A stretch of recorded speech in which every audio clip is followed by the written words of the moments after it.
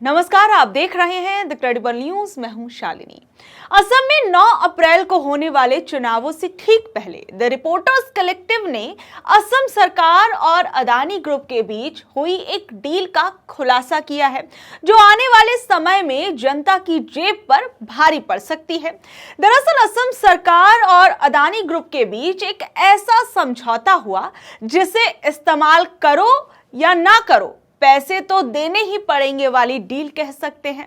सोचिए, आपने एक स्कूल खोलने का प्लान बनाया और एक बस वाले के साथ कॉन्ट्रैक्ट कर लिया कि भाई तुम रोज सुबह 10 बसें लेकर मेरे स्कूल आ जाना। और अब हुआ ये कि आपके स्कूल में बच्चे सिर्फ इतने आए कि सिर्फ 2 ही बसें भर पाई। लेकिन बस वाले के साथ आपका एग्रीमेंट ऐसा था कि भले ही 8 बसें खाली खड़ी रहें या उनमें एक भी बच्चा ना बैठे, मैं तुम्हें रोजाना पूरे 10 बसों का पेमेंट करूंगा। बस यही काम असम की इस बिजली डील में हुआ। सरकार ने अदानी ग्रुप के साथ 3200 मेगावाट बिजली खरीदने का समझौता कर लिया, जबकि खुद सरकार के ही प्लान बताते हैं कि आने वाले सालों के अंदर राज्य को इतनी बिजली की जरूरत पड़ने ही नहीं वाली। यानी जरूरत कम है, खपत कम है, लेकिन खरीद ज्यादा है। और अब असली ट्विस्ट तो यहां आता है कि इस डील में ऐसा सिस्टम है कि अगर सरकार ये बिजली इस्तेमाल नहीं भी करती तब भी उसे पैसे देने होंगे। इसे कहते हैं फिक्स्ड चार्ज। मतलब आपने सीट बुक कर ली है, अब बैठे या ना बैठे किराया आपको पूरा देना पड़ेगा। और यही वजह है कि आने वाले कुछ सालों में इस डील की वजह से राज्य पर लगभग 12,000 करोड़ से लेकर 19,000 करोड़ रुपए तक का बोझ पड़ सकता है। यानी आप समझ सकते हैं कि ये पैसा कहां से आएगा। ये पैसा सरकार में बैठे हुए लोग तो देंगे नहीं, और अगर वो लोग देते भी हैं तो ये पैसा किसका होगा? ये पैसा होगा आम जनता का। आम जनता जो टैक्स भरती है वो पैसा होगा। अब सवाल यही है कि इतनी बड़ी गड़बड़ हुई कैसे? रिपोर्ट्स कहती हैं कि सरकार ने अपनी बिजली की जरूरत को बढ़ा चढ़ा कर दिखाया। जहां असल जरूरत करीबन 3000 मेगावाट की बिजली के आसपास थी, वहां 6000 मेगावाट तक की जरूरत बता दी गई।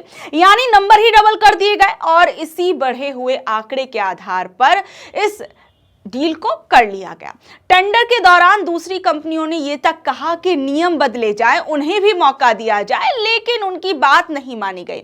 ऊपर से कुछ नियमों में ढील भी दे दी गई, जिससे पूरी डील और आसान हो गई। यानी बाहर से देखने पर यह एक नॉर्मल प्रोसेस लगती है, लेकिन अंदर कुछ गड़बड़ी और सेटिंग वाला जो मामला है वो नजर आता है। मजेदार बात आप ये देखिए, सरकार के अंदर ही कई लोगों ने इस पर सवाल भी उठाए थे। कर्मचारियों और इंजीनियर्स तक ने पत्र लिखकर कहा कि इतनी बिजली की जरूरत है ही नहीं और इससे भविष्य में भारी नुकसान हो सकता है। और उन लोगों ने यह भी कहा कि अभी राज्य की जो अधिकतम मांग है लगभग 2500 मेगावाट है, फिर भी अचानक 3200 मेगावाट की नई बिजली क्यों खरीदी जा रही है? लेकिन इन चेतावनियों के बावजूद ये डील आगे बढ़ा दी गई। यानी जो लोग सिस्टम के अंदर थे वो भी समझ रहे थे कि कुछ गड़बड़ है, लेकिन फिर भी इस गाड़ी को चलाया गया और एक व्यक्ति को फायदा पहुंचाया गया। क्या इसके पीछे साफ तौर पर कहीं ना कहीं ये दिखाने की कोशिश है कि देखिए हम असम की जनता के लिए क्या कुछ कर रहे हैं, और यहाँ पर असम की सरकार जो है वो एक व्यक्ति को फायदा पहुंचाने की पूरी जोर आजमाइश में लगी हुई है। और इस पूरी कहानी की सबसे बड़ी आयरनी तो आप ये सुनिए कि राज्य के बड़े अधिकारी खुद कह चुके हैं कि आजकल असली समस्या जो है वो बिजली की कमी नहीं है, बल्कि ज्यादा बिजली को संभालना है। यानी एक तरफ सरकार ये कह रही है कि बिजली ज्यादा है और दूसरी तरफ और ज्यादा खरीदने का वादा कर रही है। ये वैसा ही है जैसे आपके फ्रिज में पहले से ही बहुत सारा सामान भरा हुआ है, लेकिन आप फिर भी और सामान खरीद लाओ। और इससे साफ लगता है कि प्लानिंग और ग्राउंड रियलिटी जो है उसके बीच में बहुत बड़ा गैप है। आप इसे थोड़ा और इस तरीके से भी समझ सकते हैं, जो ये फिक्स्ड चार्ज वाला मामला है ये कैसे काम करता है। जब सरकार किसी कंपनी से बिजली खरीदने का समझौता करती है तो उसमें 2 तरह के पैसे होते हैं। एक वो जो बिजली इस्तेमाल करने पर दिए जाते हैं और दूसरा वो जो सिर्फ बिजली उपलब्ध रखने पर दिए जाते हैं। यानी कंपनी को पैसा मिलेगा ही मिलेगा, चाहे आप बिजली ले या ना ले। अगर सरकार उस बिजली का इस्तेमाल नहीं कर पाती तो उसे दूसरी जगह बेचने की कोशिश की जाती है, लेकिन अगर कोई खरीदार नहीं मिलता तो फिर भी उस पैसे को सरकार को देना ही पड़ता है। और यही वो पेच है जिसमें असम फंसता हुआ दिख रहा है। अब आप खुद सोचिए कि अगर आने वाले सालों में राज्य की बिजली जरूरत उतनी नहीं बढ़ती जितनी अनुमान लगाई गई है, तो ये अतिरिक्त बिजली बेकार पड़ी रहेगी और उसके पैसे सरकार देती रहेगी। रिपोर्ट के मुताबिक सिर्फ एक साल में ही हजारों करोड़ रुपए का बिल बन सकता है और ये सिलसिला कई सालों तक चलेगा। यानी ये कोई एक बार का नुकसान नहीं है, बल्कि लगातार चलने वाला खर्च है और इसका असर सिर्फ और सिर्फ पैसों तक ही लिमिटेड नहीं है। एक और बड़ा मुद्दा ये है एनर्जी पॉलिसी। यानी आज पूरे देश के अंदर धीरे धीरे सोलर और विंड जैसी साफ ऊर्जा की तरफ बढ़ा जा रहा है, लेकिन जब सरकार लंबे समय के लिए कोयला आधारित बिजली खरीदने का समझौता कर लेगी तो वो सस्ती और साफ ऊर्जा को अपनाने में पीछे रह जाएगी। और यानी ये डील सिर्फ आर्थिक ही नहीं बल्कि एनवायरनमेंट के दृष्टि से भी देखा जाए तो यहाँ पर भी काफी नुकसान है और इस पर कई सवाल खड़े हो रहे हैं। आखिर में यहाँ पर बात सीधी है कि ये मामला सिर्फ एक डील का नहीं बल्कि ये दिखा रहा है कि अगर प्लानिंग सही ना हो, आंकड़े सही ना हो और फैसले सोच समझ कर ना लिए जाएं तो इसका असर सीधा जनता की जेब पर पड़ता है। और लेकिन सबसे बड़ी बात यह है कि क्या जिन लोगों ने इस डील को साइन किया या असम सरकार या हिमंता सरकार जो है, क्या उन्होंने इस डील के तमाम नफा नुकसान नहीं देखे या फिर इन सबको देखने के बावजूद आंखों पर पर्दा डाल दिया गया और एक व्यक्ति विशेष को फायदा पहुंचाने की कोशिश की गई? आज के समय में जरूरी है कि हम सिर्फ खबरें सुने नहीं बल्कि उसे समझे भी, क्योंकि हजारों करोड़ों रुपए का यह खेल आखिर में हम सबसे ही जुड़ा होता है और यही इस पूरी कहानी की सबसे बड़ी सीख है।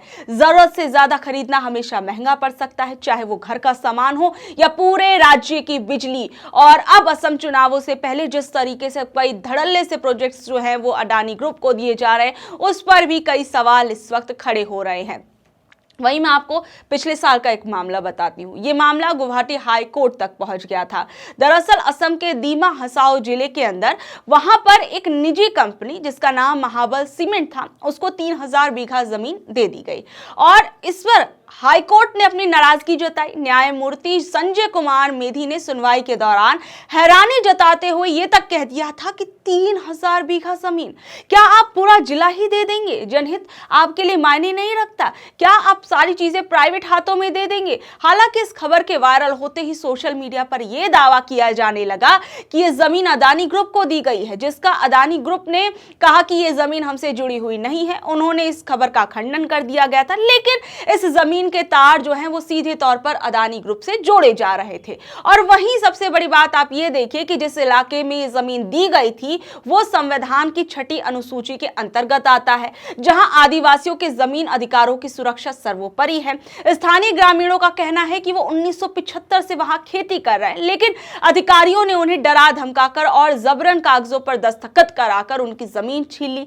भले इस मामले में सीधा नाम अदानी का नहीं था, लेकिन इसी जिले के अंदर अदानी ग्रुप की अंबुजा सीमेंट का एक दूसरा बड़ा प्रोजेक्ट जो कि 1200 बीघा जमीन पर था, वो पहले से ही स्थानीय विरोध झेल रहा था। कुल मिलाकर इस घटना ने एक बार फिर यह बहस छेड़ दी कि क्या विकास के नाम पर आदिवासियों को उनकी ही अपनी जमीन से बेदखल करना जायज है और क्या एक व्यक्ति विशेष को फायदा पहुंचाने के लिए कायदे, नियम, इन सबको ताक पर रख दिया गया और प्राइवेट कंपनीज को ज्यादा से ज्यादा फायदा पहुंचाने की कोशिश की गई। वहीं दूसरी ओर जिस तरीके से हम असम का माहौल तो देख ही रहे हैं, ये डील जो है वो रिपोर्टर्स कलेक्टिव के अंदर ही बताई गई है कि किस तरीके से जितनी बिजली की जरूरत जो है वो असम को है ही नहीं आने वाले सालों में, लेकिन उससे ज्यादा बिजली जो है वो खरीदी जा रही है अदानी ग्रुप से। वहीं दूसरी ओर हम देख रहे हैं कि असम के अंदर अब चुनाव होने वाले हैं, उससे पहले कई राजनीतिक जो है वार पलटवार जो है वो होते नजर आ रहे हैं। इससे पहले हम देख रहे थे कि किस तरीके से हेमंत बिस्व शर्मा लगातार मियां मुसलमानों को लेकर अपने एक से एक नफरती बयान जो है वो दे रहे थे। मामला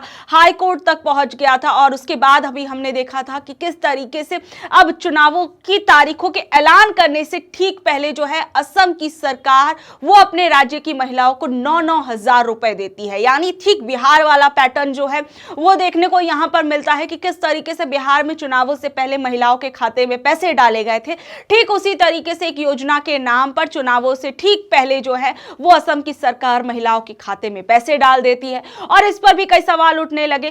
तो यानी आप समझ सकते हैं कि किस तरीके से असम चुनावों से पहले असम की जो राजनीति है वो भी काफी ज्यादा गर्मा रही है। तमाम बयान इस वक्त सामने आ रहे हैं, लेकिन जिस तरीके से एक बड़ी डील का खुलासा इस रिपोर्ट के अंदर हुआ है वो अपने आप में कई बड़े सवाल खड़े करती है। तो देखिए, सबसे बड़ी बात यहां पर ये उठती है कि जिस तरीके से ये बड़ी खबर जो है सामने आई है, इसका आने वाले समय में क्या कुछ प्रभाव पड़ता है। और सबसे बड़ी बात यहां पर ये उठती है कि असम सरकार की आखिर में नीयत क्या है। क्या वो वाकई में अपनी जनता के बारे में बहुत ज्यादा सोच रही है या फिर प्राइवेट कंपनीज के बारे में ज्यादा सोचा जा रहा है, उनको फायदा पहुंचाने की कोशिश की जा रही है। यह अपने आप में सबसे बड़ा सवाल है। बहरहाल आप लोग इस खबर पर क्या कुछ कहेंगे, असम की राजनीति पर क्या कुछ कहेंगे, नीचे दिए कमेंट बॉक्स में अपनी राय जरूर बताइएगा। और ऐसी अपडेट से जुड़े रहने के लिए देखते रहिए द क्रेडिबल न्यूज। मैं हूं शालिनी, धन्यवाद।